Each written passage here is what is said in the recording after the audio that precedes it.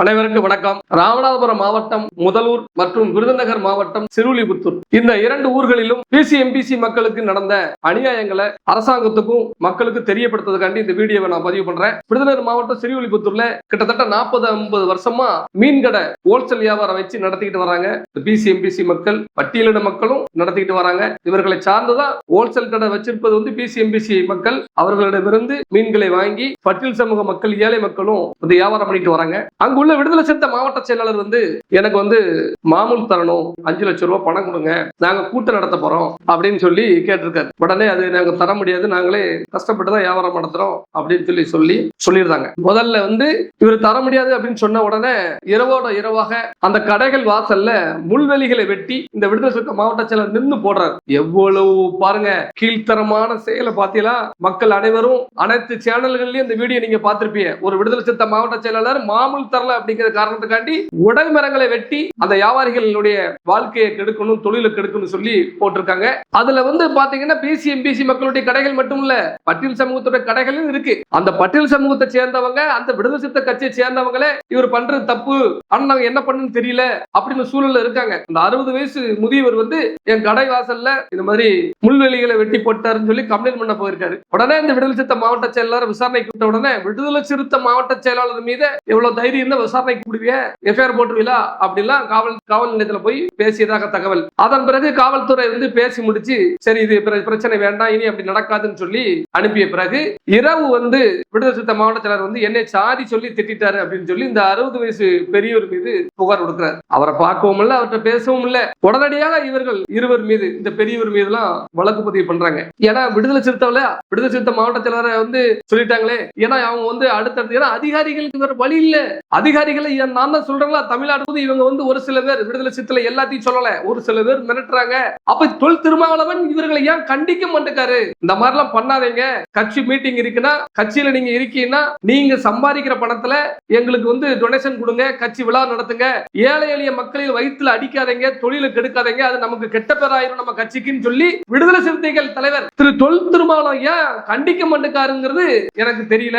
மிகவும் வருத்தமாக உள்ளது. இவர்களை எப்படி இப்படி கட்டுப்பாடு இல்லாமல் வைத்திருக்கிறார் என்று எனக்கு ஒரு வருத்தமா இருக்கு. விடுதலை சிறுத்தைகள் தலைவர் தொல் திருமாவளவன் இது போன்ற நிர்வாகிகளை கட்டுப்பாடோடு வைத்திருக்க வேண்டும். இப்ப தற்போது என்ன பண்ணிட்டாங்கன்னா, அங்கு உள்ள வியாபாரிகள் அனைவரும் ஒண்ணு சேர்ந்து நமக்கு இந்த இடம் வேண்டாம் அப்படின்னு சொல்லி புது bus stand, new bus stand கிட்ட எல்லா கடைகளையும் காலி பண்ணி கொண்டு போயிட்டாங்க. இப்ப பாதிக்கப்பட்ட போது யார் தெரியுமா? அங்கு உள்ள பட்டியல் சமூக மக்களுடைய அந்த வியாபாரிகள் தான் பாதிக்கப்பட போறாங்க. இப்ப அந்த பட்டியல் சமூகத்தை சேர்ந்த அந்த வியாபாரிகளும் கடையில காலி பண்ணி போயிட்டாங்க. நல்லபடியா முடிச்சு வச்சுட்டாங்களா?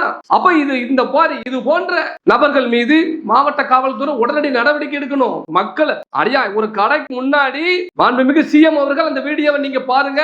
ஒரு கடைக்கு முன்னாடி எவ்வளவு ஒரு அதாவது என்னன்னா ஒரு வன்மம் இருந்தா நான் இவ்வளவு பெரிய ஆளு, என்ன ஒண்ணும் பண்ண முடியாது அப்படின்னு சொல்லி தானே கொண்டு போய் வியாபாரிகளுடைய கடைகள் கிட்ட போய் முள்வேலியை வெட்டி போட்டு இன்னும் எஃப்ஐஆர் போட்டு கைது பண்ணல. அப்ப நடக்கிறது யாராச்சு? விடுதலை சிறுத்தைகள் ஆச்சா இல்லனா திரு விஜய் அவர்களுடைய ஆச்சா? உடனடியாக விஜய் அவர்களுக்கு நான் தொடர்ந்து முதல்வருக்கு நான் வீடியோ பதிவு பண்ணிட்டே வரேன். இவர்களுடைய செயல்பாடுகளால ஒட்டுமொத்த பிசி எம்பிசி மக்களுக்கு எதிரானவர்களா உங்களை சித்தரிச்சுக்கிட்டு இருக்காங்க, உங்க ஆட்சியை சித்தரிச்சுக்கிட்டு இருக்காங்க. இவங்க உடனடியா தடுக்க முயற்சி செய்யுங்க. இவர்கள் மீது நடவடிக்கை எடுக்க ஆணையிடுங்கள். அதன் பிறகு பாத்தீங்கன்னா ராமநாதபுரம் மாவட்டம் முதலூர் என்ற கிராமத்துல பிசி எம்பிசி மக்கள் அங்க வாழ்ந்துட்டு வர்றாங்க.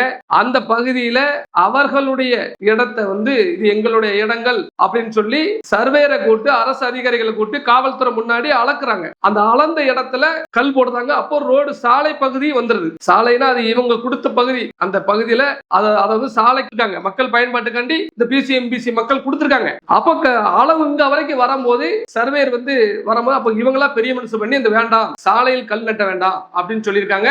ஆனா அந்த பட்டியல் சமூகத்தை சேர்ந்த அந்த ஒரு குடும்பத்தை சேர்ந்த ஒரு நபர் இல்ல, நீங்க கல் நட்டுக்கீங்க, எங்களுக்கு இந்த இடம் வேண்டாம், சர்வேர் அளவு வருது இல்ல, நீங்க கல் நட்டுங்க, ஏன்னா சாலையில கல் நட்டிட்டாங்க அப்படின்னா தான் ஏதாவது பிரச்சனையை உண்டு பண்ண முடியும். எப்படி டெக்னிக்கல் பத்தியா எவ்வளவு அழகா டெக்னிக்கல், நீங்க கல் நட்டியே தீரணும், இது உங்க இடம் தானே சொல்லி வம்பு இழுத்திருக்காப்ல. எஃப்ஐஆர்ல இருக்கு, போலீஸ் எழுதி இருக்கு, இந்த நபர் தான் கல் நட்ட சொன்னாரு அப்படின்னு சொல்லி சர்வேரு அரசு அதிகாரிகள் முன்னிலை தான் அளந்திருக்காங்க அந்த இடத்தை. உடனே என்ன பண்ணிட்டு பரமக்குடியில இருந்து ஒரு நபருக்கு போன் பண்ணி, அண்ணா இந்த மாதிரி சாலையில கல் நட்டிட்டாங்க, நீங்க உடனே வாங்க அப்படின்னு உடனே வண்டி எடுத்துட்டு போய் என்ன பண்ணிட்டாங்க, அந்த கல்லை பிடிக்கி தூர போட்டுறாங்க. அப்ப அந்த ஊர்ல உள்ள இளைஞருக்கு ஒரு 4 பேர் சேர்ந்து என்னடா எங்க ஊர்லயே நீ பஞ்சாயத்து பண்றியா அப்படின்னு சொல்லி தகராறு கோளாறு நடக்கு, 2 பேருக்கும் அடித்தடியாவது, வாகனங்கள் உடைக்கப்படுது. இதுல இந்த பரமக்குடியிலிருந்து மெனக்கெட்டு வம்புலுக்குன்னு சொல்லி வந்த நபர் மீதும் எஃப்ஐஆர் போடல.